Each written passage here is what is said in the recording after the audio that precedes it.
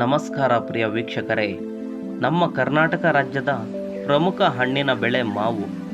ಮಾವುಗಳನ್ನು ನಾವು ಹಣ್ಣುಗಳ ರಾಜ ಅಂತ ಕರೆಯುತ್ತೇವೆ.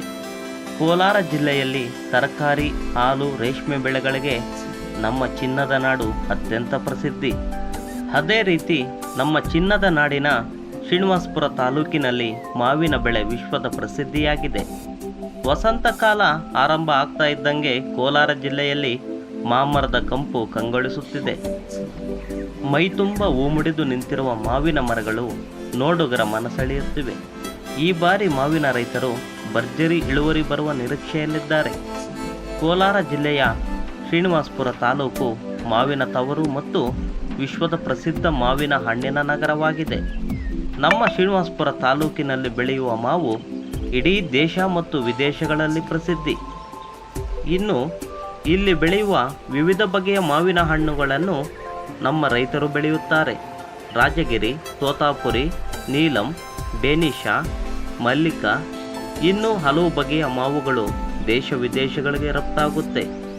ಕೋಲಾರ ಜಿಲ್ಲೆಯ ರೈತರಿಗೆ ಮಾವಿನ ಬೆಳೆಯೇ ಬದುಕಾಗಿದ್ದು, ರೈತರ ಕಣ್ಣಲ್ಲಿ ಮಾವಿನ ಮರದಲ್ಲಿ ಹೂವುಗಳನ್ನು ನೋಡಿ ಮಂದಹಾಸ ಮೂಡಿದೆ.